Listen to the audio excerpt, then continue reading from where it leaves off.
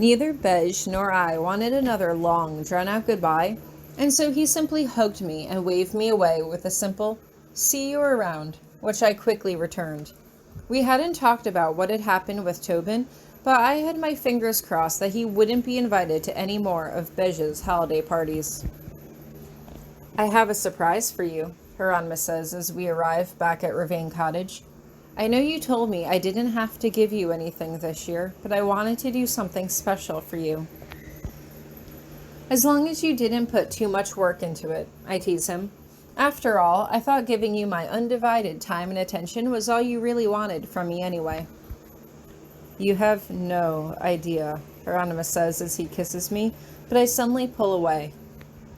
"Wait a minute, is this surprise Christmas dinner with your father?" I ask him. "Because we should probably talk about that." I hadn't actually seen Aloysius since the night of Beige's party, and I still couldn't believe how he had treated me that day. "It wasn't the surprise I had planned, but I think you will be delighted to know that my father will not be joining us for the holiday," Hieronymous says, and I can barely contain my cheer. He said he had other business to attend to. "What's his deal, anyway?" I ask as irritability creeps into my voice. He really wanted to be all buddy-buddy with me, and then when I said we could be friends, suddenly the next time I see him, he treats me like dirt and he doesn't seem to want us to be together anymore. Like, what the hell? "I wish I can say I was surprised," Hieronymous muses. He seems about to say more when Mariette steps through the doorway. "Mariette," I say happily as I see her. "Joyeux Noël." "Joyeux Noël, mademoiselle," she returns. "Comment était ta fête?" C'est mal, it. I pause as I notice Hieronymous watching me intently. "What?" "Nothing," Hieronymous replies smoothly. "Don't stop on my account." "Miss Danson is waiting in the parlor to see you," Mariette ventures, and I turn to look at her before looking back to Hieronymous. "You invited Virginia to spend Christmas with us?" I ask. "That's your surprise?"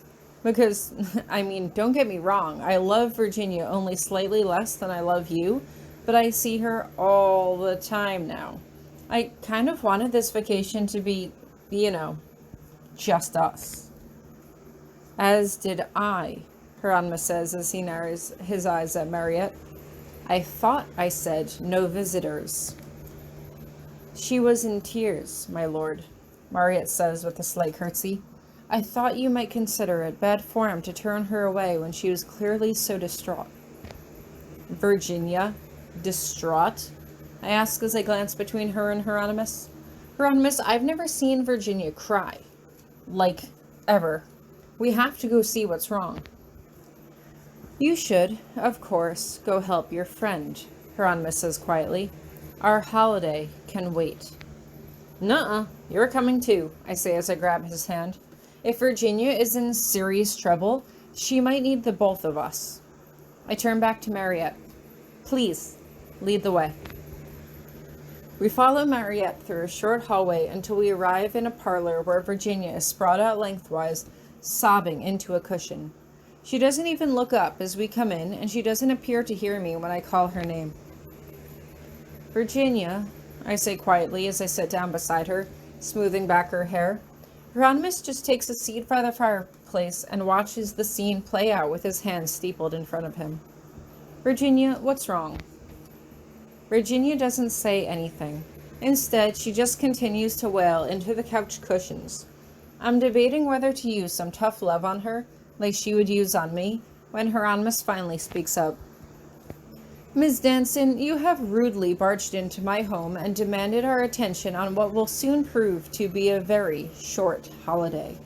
If you are in a state of distress, Tori would like to assist you, but if you insist on wailing into the pillow like a child, then we must ask you to leave so you don't disturb our holiday any further." "There's nowhere else I can go," Virginia wails suddenly, and I pause as I stare at her. "What happened?" I ask as Virginia sits up, wiping out her face. "Did your parents kick you out? What's going on?" "I made a promise," Virginia says as she wipes out her face with both hands. I look up at Hieronymous, who immediately looks as alarmed as I feel. Start from the beginning, Hieronymous says firmly. What happened? When I was home, my mom began digging through all of my childhood stuff to show off, she explains. She wanted to create a time capsule, like baby's first spell to my graduation. You know how my family has been friends with Jacob's family for, forever, right? I nod, but otherwise remain silent. We used to hang out all the time when we were kids, she continues. We had a sort of crush on each other back then. We were 5. The whole thing was totally stupid, but we wrote on a piece of paper that we were going to get married by the time we were 21. We both signed it with crayons. But you were 5, I say softly. Like, you had no idea what that meant at the time? Surely they can't hold you to that. Do you know what could have happened if they hadn't found that piece of paper? Hieronymous demands angrily. Do you know what could have happened to both you and Mr. Blazing? Why would you hide something like that? I know, Virginia says softly. We weren't hiding it. We both forgot it ever existed until my mom found it. They had it checked and it counts as a real contract. We have to get married. My parents are super excited about it. Excited? I ask blankly. How can they be excited? I think they always secretly wanted me to marry Jacob, Virginia admits. Well, actually, it's not so secretly, but they love the idea of our families being joined. And now they will be. And what about Jacob? I ask. How does he feel about it? We haven't talked about it yet, Virginia says. I don't know. I know he's had a crush on Minnie for, forever. Does he, though? I ask. I mean, I've asked Minnie about it, and she said they're just really good friends. And I know Jacob and I don't really run in the same circles except for council positions last year, and sports club, but I can't remember actually seeing him with anyone. I don't know, Virginia says with a shrug. Well, it's not that bad, I tell her. You just have to be married for a year and a day. Then you both can go your separate ways and never have to see each other again. But my parents love the thought of us being together, Virginia mutters under her breath, and I can't help but stare at her. Okay, I say slowly before the real meaning of her words comes to me. Wait a minute, they can't really expect you to stay married to Jacob if you don't have any feelings for him, do they? Virginia just shrugs as she stares down at the floor. Things work differently in magical families, Tori, Hieronymous says quietly. Most marriages in magical communities are arranged. In noble families, I correct him. They're arranged in noble families. Neither of them wants to correct me, and I let my voice trail off.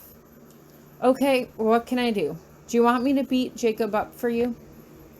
Virginia snorts under her breath. I'm not so sure you could take him. Oh, I don't know about that, I tell her. I slugged a guy trying to kiss me at Bez's party. Hieronymous let me. What? Virginia wipes her nose again as she glances to Hieronymous for confirmation. It's true, Hieronymous says. He attempted to force himself on her, and Tori drove him off herself. And you didn't defend your girl? Virginia demands. Seriously? He shoved his face into the ground, I recall, thinking back, and he threw up a shield when he charged at me. Plus, Hieronymous let me punch him. Anyway, that doesn't matter now. What can we do to help? Virginia just sighs as she shakes her head. Will you tell me what it was like? She asks softly. Like, you told us in broad strokes what happened after the whole school found out about it, but you never did tell us all the details. Okay, I can do that, I say quietly as I think back. So, Potsdam led me into a classroom and spent hours fitting a dress for me and making me wash my hands multiple times. When that was done, she led me into the dungeons. Hieronymous was wearing orange and fuchsia robes. They looked awful. He would have laughed. They are traditional, Hieronymous mutters through gritted teeth, but I pretend I don't even hear him. Anyway, they handed me a basket. I think there was an ear of corn in it. Hieronymous had a basket too. I just said the stuff that Potsdam wanted me to say, like giving him my kindness and courage, and he gave me his wisdom and protection.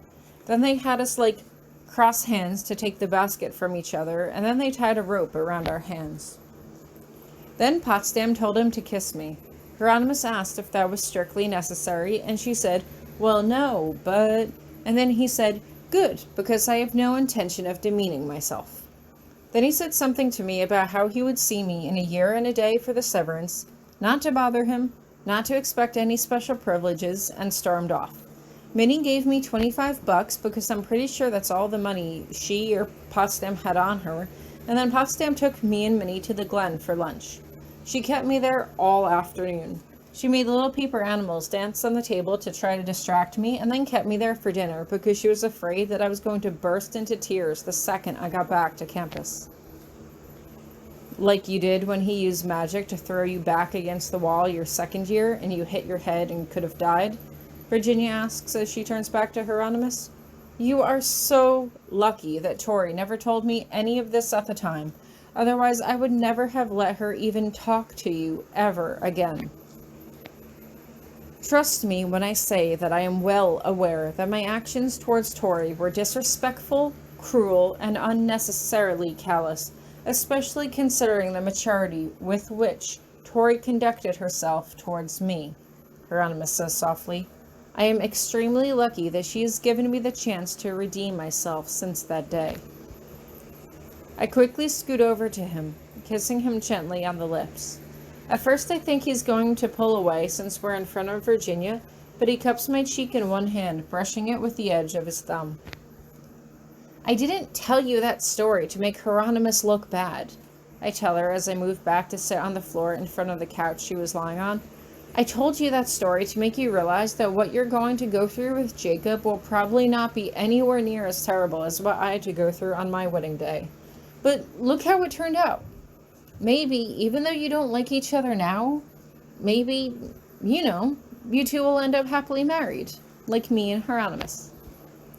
We'll see, Virginia says softly. When do they want you to go through with this? I ask her. Have they set a date yet? They're trying to decide whether they want to do it before or after graduation, Virginia says with a shrug. Maybe over spring break. I don't know. But I should get out of your hair and let you enjoy your Christmas holiday.